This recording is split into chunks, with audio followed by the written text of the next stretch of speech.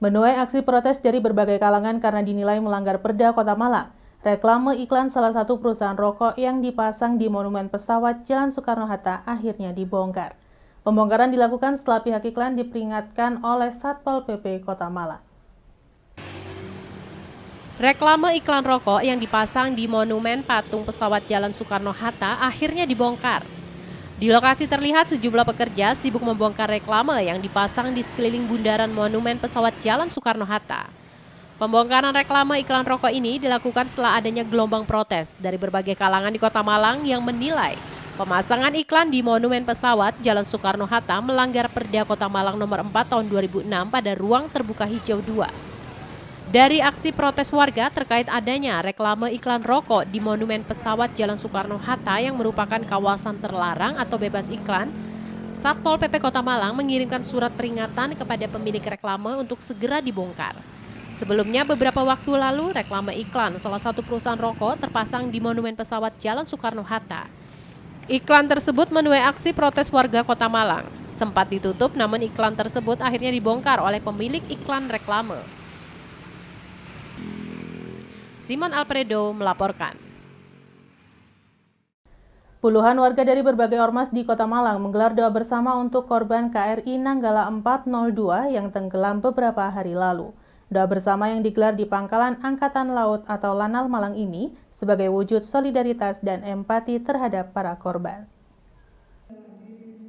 Doa bersama ini diikuti oleh puluhan warga yang terdiri dari 32 organisasi kemasyarakatan atau ormas yang tergabung dalam organisasi Malang Bersatu. Sebelum doa bersama digelar, terlebih perwakilan ormas ini juga membawa karangan bunga yang diserahkan langsung kepada Komandan Lanal Malang, Kolonel Laut Niketut Prabawati. Setelah menyerahkan karangan bunga, puluhan warga bersama anggota TNI Angkatan Laut di Lanal Malang menggelar doa bersama dengan menyalakan 53 lilin yang melambangkan 53 prajurit TNI Angkatan Laut yang gugur dalam tenggelamnya KRI Nanggala 402 di Selat Bali beberapa hari lalu. Menurut perwakilan ormas, aksi solidaritas ini merupakan bentuk dukungan moral warga Malang terhadap TNI Angkatan Laut yang baru saja mengalami musibah. Selain itu, duka mendalam akibat musibah tenggelamnya KRI Nanggala 402 juga turut dirasakan oleh warga. Karena itulah, dengan kedatangan dan doa bersama ini, masyarakat Kota Malang berharap TNI Angkatan Laut tidak sendirian dalam menghadapi musibah ini.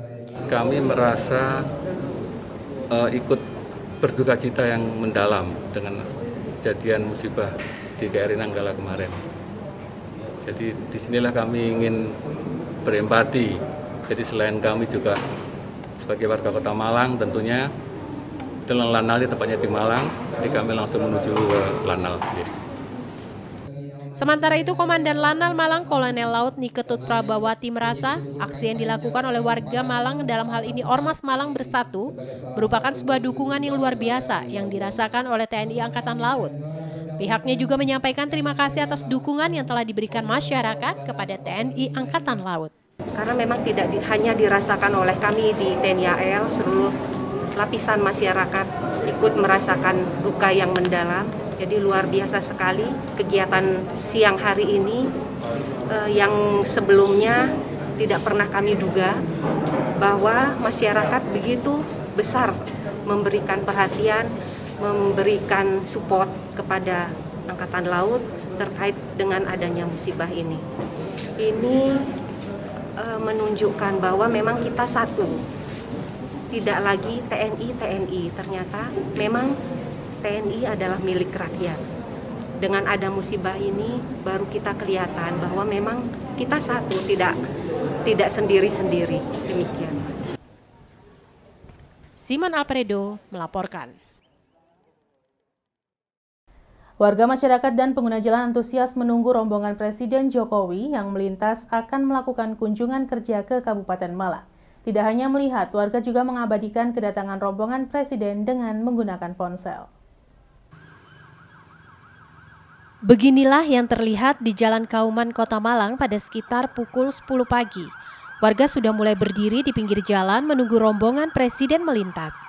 Kedatangan Presiden Jokowi ke Malang ini dalam rangka melaksanakan kunjungan kerja ke wilayah Kabupaten Malang, mendapatkan sambutan warga masyarakat dan para pengguna jalan yang melintas.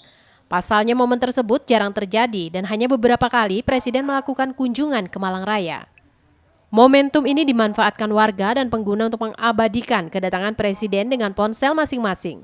Setelah menunggu, tidak lama rombongan Presiden melintas di Jalan Raya Kauman menuju Sukun dan selanjutnya masuk wilayah Kabupaten Malang. Pengaturan jalan dilakukan oleh petugas kepolisian dibantu unsur TNI dan sempat menutup arus kendaraan untuk beberapa waktu pada saat rombongan Presiden melintas. Menurut salah seorang warga menjelaskan, Presiden melintas dengan 2 rombongan iringan kendaraan dan arus hanya tersendat sebentar karena kondisi jalan sedang tidak padat. Di lokasi terlihat antusias warga ketika melihat rombongan melintas dan Presiden sempat melambaikan tangan kepada warga masyarakat dan juga pengguna jalan. Ya, barusan ada Pak Presiden lewat, barusan 2 rombongan, mau ke Dampit katanya. Ya, harapannya itu ya semoga aja bisa semakin berkembang, bisa ada keramaian ini. Kalau seperti ini terus ya kondisi mati ini tukang parkir lagi. Apalagi alun-alun sudah ditutup, nggak ada orang gereja juga ada lantai ini orang sholat. Oke. Iwan Hikmawan melaporkan. Terima kasih Anda masih bersama kami dalam Info 7 Malang Raya. Mengamankan jalan dan pengguna dari bahaya pohon pelindung tepi jalan, DLH Kota Malang melakukan pemotongan dahan dan perapian pohon di sepanjang Jalan Raya Sukun Kota Malang. Kegiatan ini sempat terhenti beberapa lama menunggu rombongan Presiden melintas. Pengamanan jalan untuk kelancaran arus lalu lintas dan juga pengendara yang melintas dari bahaya patah dahan atau pohon tumbang, DLH Kota Malang melakukan kegiatan pemotongan dan perapian pohon yang terlalu lebat dan menjorok ke badan jalan. Kegiatan ini berlangsung di Jalan Raya Sukun Kota Malang yang aktivitas kendaraan tidak pernah sepi dan cenderung ramai. Perapian pohon ini juga untuk memaksimalkan fungsi rambu agar jelas terlihat dan jarak pandang pengendara bisa lebih maksimal. Dengan menurunkan beberapa petugas, DLH pemotongan dahan dilakukan dengan menggunakan 2 unit kendaraan operasional DLH dengan fasilitas kendaraan snorkelip. Kegiatan ini berlangsung lebih hati-hati karena ramainya kendaraan yang melintas dan bertepatan dengan kunjungan kerja Presiden ke Kabupaten Malang. Menurut Mandor Tim 1, Potong Pohon DLH Kota Malang menjelaskan kegiatan pemotongan dan perapian menjadi kegiatan rutin DLH untuk mengamankan pohon pinggir jalan dan untuk kelancaran kendaraan yang melintas, terlebih saat menjelang maghrib arus kendaraan semakin padat. Kegiatan ini sempat terhenti beberapa saat lamanya, menunggu rombongan Presiden melintas di kawasan tersebut, dan setelahnya pihak DLH akan kembali melanjutkan perapian pohon pelindung tepi jalan. Mengadakan perapian pohon sono kembang dan perapian palem raja, pelepah-pelepah yang kering. Ya. Jadi jalur ini termasuk jalur padat juga ini ya? Ini jalur padat, maka dari itu pagi ini memang kami ada sedikit kendala karena kepadatan lalu lintas. Tapi tetap kami laksanakan semaksimal mungkin. Angka Pak ya yang kira-kira perapian Pak ya? Tapi cukup banyak juga kelihatan ya Pak ya? Pagi ini sudah dapat 3 pohon. 3 pohon? Ada kendala mungkin kepadatan lalu lintas. Hari ini kita pending dulu. Iwan Hikmawan melaporkan. Pemerintah Kota Batu melalui Dinas Pertanian dan Ketahanan Pangan kembali membagikan bantuan pangan beras kepada masyarakat rawan pangan di Kota Batu. Bantuan ini juga merupakan bantuan bagi warga yang terdampak pandemi COVID-19. Sebanyak 200 ton beras dibagikan untuk 2.000 warga selama 10 bulan. Wali Kota Batu Dewanti Rumpoko berharap bantuan ini bisa meringankan beban warga dan penerima bantuan semakin berkurang sebagai indikasi warga berdaya. Pemerintah Kota Batu melalui Dinas Pertanian dan Ketahanan Pangan kembali membagikan bantuan pangan beras kepada masyarakat rawan pangan di Kota Batu. Bantuan ini juga merupakan bantuan bagi warga yang terdampak pandemi COVID-19. Dalam tahap awal ini, bantuan diberikan kepada 138 warga Desa Pandanrejo di Balai Desa Pandanrejo, Kecamatan Bumi Aji, Kota Batu. Nantinya bantuan beras akan dibagikan merata secara bergilir di seluruh desa dan kelurahan Kota Batu. Penyerahan secara simbolis dilakukan langsung oleh Wali Kota Batu Haja Dewanti Rumpoko kepada masyarakat rawan pangan Desa Pandanrejo, Kecamatan Bumi Aji. Kepala Dinas Pertanian dan Ketahanan Pangan Sugeng Pramono mengatakan, pemberian bantuan pangan beras ini bertujuan untuk membantu masyarakat miskin agar tidak mengalami rawan pangan, terutama akibat terdampak pandemi COVID-19 yang sudah berlangsung sejak tahun lalu. Untuk tahun anggaran 2021, jumlah penerima bantuan ini sebanyak 1.977 KK dari 24 desa dan kelurahan di Kota Batu. Jumlah ini turun jika dibandingkan dengan tahun lalu sebanyak 2.500-an warga penerima bantuan.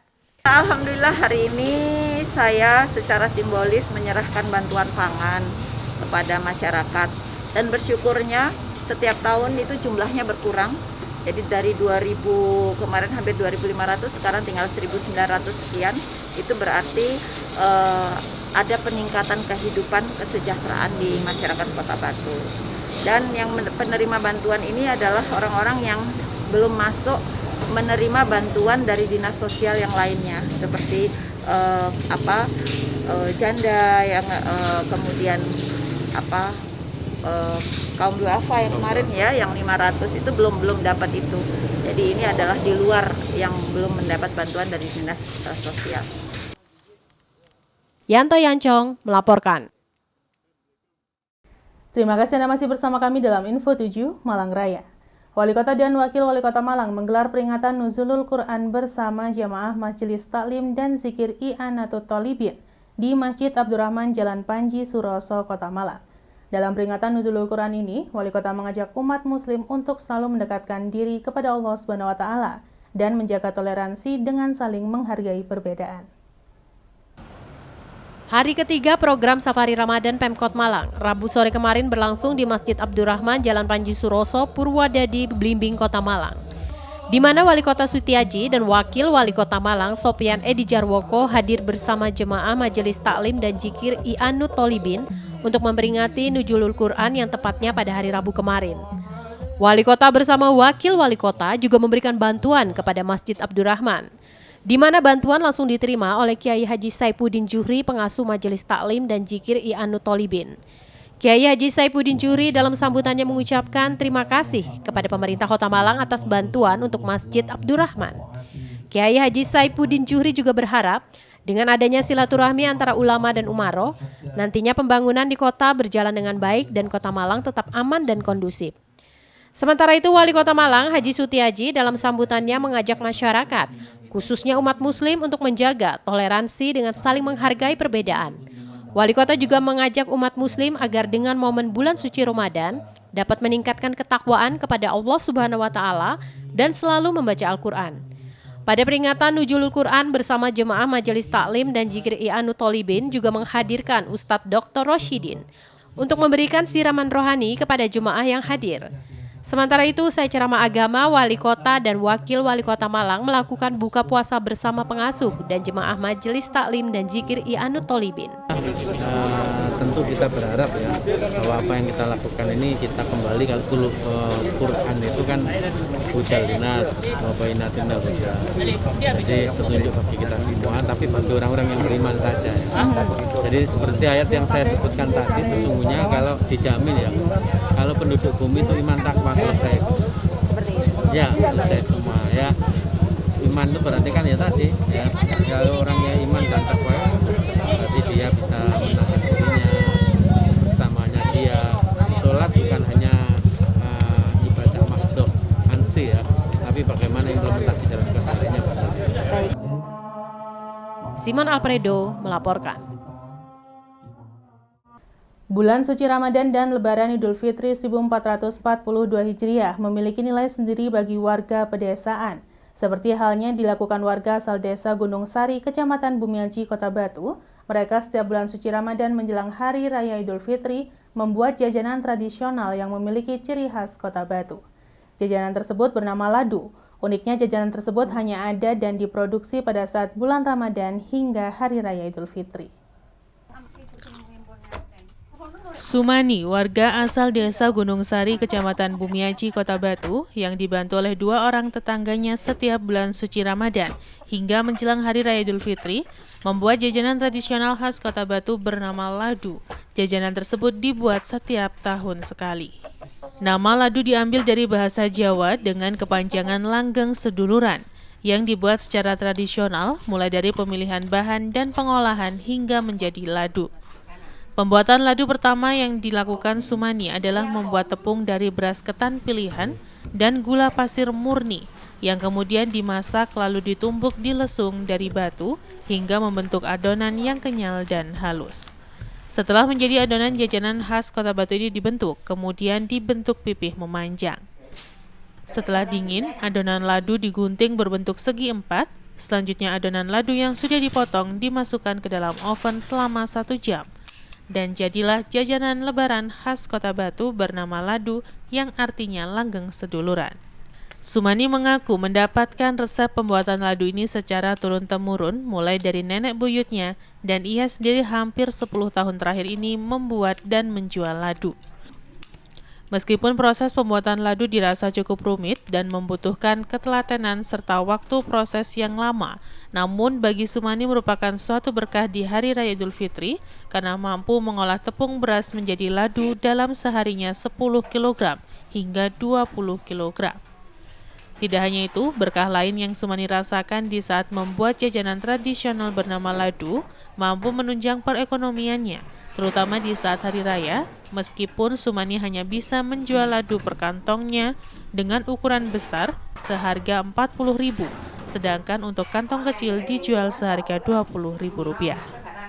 Meskipun ladu hanya diproduksi 1 tahun sekali di saat bulan suci Ramadan hingga Hari Raya Idul Fitri, bagi Sumani tidak pernah mengeluh karena bagi Sumani yang terpenting mampu mempertahankan budaya leluhur, yakni jajanan ladu atau langgeng seduluran yang artinya persaudaraan yang abadi.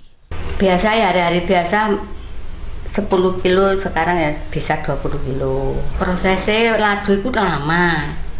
Lama, mulai beras sampai jadi ladu 4 hari. Mulai beras awal dicuci, baru ditepung dimasak, dijemur lalu di open jadi. Yanto Yancung melaporkan.